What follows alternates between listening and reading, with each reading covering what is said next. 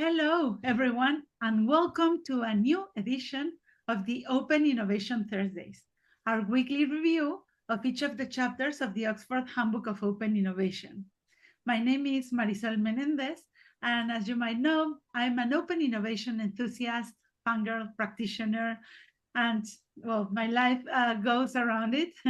And so it's a pleasure and a privilege for me to have the opportunity to discuss every week with each of the authors of the Oxford Handbook of Open Innovation about the topics that they wrote about. I'm founder of Bilagatu, an open innovation company and a community ecosystem of leaders called WIT. And so here I am also doing these Open Innovation Thursdays. And by the way, every Tuesday, we do the version in Spanish, Martes de Innovación Abierta. So we are learning both in English and Spanish about open innovation, 15 minutes each week. And today it's a very, very interesting milestone because we have no one other than David Teece. David, welcome to our podcast today. How are you? I'm very well, thank you. As I say, I follow your work a lot and I use a lot of your papers and chapters. So I'm having this little fangirl moment as well here. I'm very happy to have you today. Thank you very much for your time. And we always like to begin these sessions by getting to know a little bit more about the person behind the chapter. So can you please introduce yourself and tell us where you're connecting from? Yeah, sure. Well, I'm a PhD economist from the Wharton School of the University of Pennsylvania. I'm today a professor at the University of California, Berkeley, and also at the University of South Florida. I've taught at Stanford and at Oxford universities. But my whole career is both academic and business. On the academic side, I've been an active researcher. Innovation has been the core of my research, innovation, and organization. I had the great privilege of being the advisor and chair of Henry Jesbera's thesis committee. So I'd like to think I had some role in getting him interested in questions of contracting and of outsourcing in general. And of course, he took that deep into the whole question of when do you outsource and when do you insource innovation itself. You know, in the old days, one always thought of innovation as something that took place in corporate research labs and vertically integrated organizations. But with globalization, you know, that all changed, and the open innovation paradigm, I think, developed along with globalization. But to finish a little bit more on my own career, I've also been actively building companies. And I've also, for the last 10 years, been a venture capitalist. So I have, 6 portfolio companies today that are mainly technology based, where issues of open and closed innovation or in-house and outsourced innovation up front and center. So that's a little bit about who I am. Oh, this is very interesting, David. And well, hello all the way to California. So I'm connecting from Bilbao today. I'm very happy to be discussing chapter number 42 already. It's marvelous that we are already in this chapter moving forward in the book. This chapter is called The Changing Nature of Open Innovation.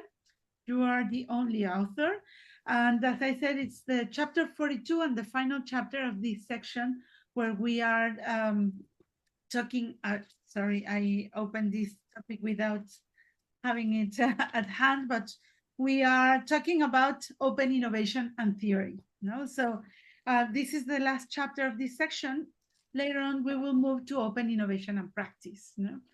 This chapter talks about the changing nature of open innovation. But my first question for you is, how come this chapter ended up in the book? Were you invited to write it? What's the anecdote behind this chapter? Yes, I was invited to write it because I've had a long-standing interest in open innovation. And importantly, I think I have been stating, mainly to scholars and colleagues in the field of international business, that open innovation as we knew it during the heyday of globalization was in a process of change because of the rise of China and because of the fundamental problem of capturing value from innovation and the fact that, in a global system, if you have rules of intellectual property, but they're not always honored everywhere, then the open innovation regime starts to break down. And then if national security issues get injected into it, that changes the texture as well. So it's a combination of the rules of the open economy breaking down, as well as the rising concern with national security, that meant that a lot of regulatory issues were likely to appear and have appeared with respect to open innovation. Yeah, you begin the chapter with a text that says, since the origins of technical and social innovations have never been confined to the borders of any one nation, the economic growth of all countries depends to some degree on the successful application of a transnational stock of knowledge, which is amazing because it connects to the very nature of open innovation definition, the change of knowledge. So let's open this chapter, and can you tell us what this is about, what you reflect in this chapter? Yeah. Well, that quote is actually pretty much a paraphrase of a statement in my doctoral thesis, actually, way back in 1975. Look, economic historians have recognized that the economic development of any nation is due in part and a substantial part to the use of technology from outside its borders. That's how economic development spreads. What has been missing is an understanding of technology transfer at the individual firm level and technology engagement at the firm level. Now, in the 80s, you had a big surge of interest in strategic alliances and partnerships in the field of strategic management. And then with the open innovation paradigm, I think what Henry and the community around open innovation did was build, a set of frameworks and methodologies for making open innovation work better. And sometimes that literature, in my view, paid sort of insufficient attention to intellectual property questions. Not in the way that Henry formulated it, but I think there were some people that took open innovation as being everything is free and everything should be free and this is all good for the world. That sort of simple-minded view of open innovation, I think, was always wrong, and it wasn't actually the way the world was. But I think that sort of simple-minded view is particularly challenged by today's concerns around national security and competitiveness, and how to manage industrial policy questions and technology policy questions that animate governments and therefore, because they animate governments, they impact private corporations as well. So, if you will, the canvas of open innovation is way more complicated today than it was. And what my chapter was trying to do was to point out some of these changing circumstances and how the scholarly literature needed to reflect that and how business practice needed to change and change pretty quickly. That's one of the interesting takeouts, I think, because in our own perspective, and more particularly in this podcast, we are trying to connect practice and theory and find ways to keep growing and nurturing this concept. And in fact, you even have a section called Executive Management Has New Responsibilities. And this is very, very important for me, because how do we translate these concepts? And for someone like you that has this business and theory and academic perspective, what are the real implications in management and government of companies, and the policies of these collaborations nowadays? Yeah, and I think one of the problems we have in the U.S. and in Europe to some extent is that, because managers and executives are in their top positions for short periods of time, and they're not shareholders in a long-term sense, they've tended to make decisions that have been short-term in their nature, decisions to, out-license when maybe they shouldn't, or decisions to in-license when maybe they should have combined it with a greater investment in in-house R&D. So I absolutely think that execs and boards have been really quite limited in their understanding of the whole geopolitical context.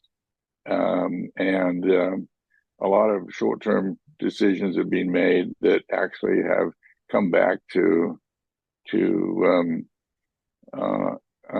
competitively harm the companies that actually engaged in them. So I think a longer view is always necessary, and you don't see it very often. But tech transfer and open innovation is something that needs to be thought of, I think with a generational context rather than a this year, next year type context. A general context, which is, I think, somehow complicated for practitioners that want for immediate results of policies. And I think this is the great challenge that we have as practitioners working in innovation for the long-term view and explaining results or potential results today. This is. Yeah, and part of the problem with boards is they incent managers for short-term results by, providing equity grants. I mean, in the old days, incentives were typically smaller and more cash oriented. And we thought that moving to stock options and the like would create greater alignment between the shareholders and the management. But what it did is create greater alignment between the short-term stock traders and management. The result of that is that if you're a manager and you get a quick opportunity to license some technology or form a joint venture, which will actually help a competitor or create a competitor in the future, you don't worry about it too much if you're going to be gone from your seat in 3 years, and you get the benefit in the short term of an increase in cash flow, which pushes up the stock price, but then it comes to bite you back later. So, in my view, great companies like Boeing and to some extent Intel have sort of played short-term have had short-term plays around technology management, technology transfer. I mean, like with a Dreamliner, Boeing, transferred a tremendous amount of technology out to third parties in order to lower the financing costs of the Dreamliner.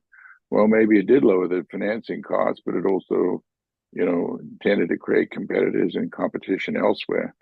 Those issues tend to be forgotten or not even examined by boards, and they should be. Oh, interesting. Well, all the good things come to an end, and we are reaching the last part of these sessions. We are just doing these bite-sized conversations about open innovation. But maybe for my final question is, what would be your main conclusion, takeouts, and considering maybe that we have these academic and practitioner viewers, maybe you can give insights from the academic perspective and then for practitioners? Well, yes, that open innovation should be thought of in the most strategic way. It cannot be thought of as an operational thing or a tactical thing. It's deeply strategic. And I think every decision to, generate technology internally, to joint venture, to insource, to license out, all of these decisions should be made with a deep knowledge of the changing geopolitical and competitive landscape. And they're critically important decisions. I mean, that is, I think, the key thing here. These are not just sideline issues. These go to the very essence of the long-term competitiveness of the business enterprise. So they've got to be front and center in strategic planning, if you have strategic planning, or certainly front and center in long-term decisions with respect to the growth and prosperity of the business enterprise. And they have to be made with recognition of the changing policy environment and governments around the world. Wow, this is amazing. And for the fellow academics, any particular area of research that you want to compel people to get into? Yeah, I think that scholars need to team up, business scholars need to team up with technologists that actually know how technology is developed, how it's improved, how it's diffused, how it's marketed, and so forth. So I think, getting out of the ivory tower and very much working closely with business, but not forgetting the ivory tower. I mean, people have this tendency to see it as one or the other. You know, you're either in the ivory tower or you're in boots on the ground in business. These two things have to be linked all the time. And that's what I would hope that researchers would do. That's what I would hope that practitioners would do. I would hope that practitioners would actually, become familiar with some of the academic literature, because it's very relevant, and it can help develop an understanding of that broader context that's necessary to make good strategic decisions. We can also build these knowledge flows across Very boundaries good. here. David, it was amazing. Once again, thank you very much for your time. And it was a pleasure talking to you today. Thank you very much. My pleasure too. Thank you. Bye-bye. Thank you. Bye-bye.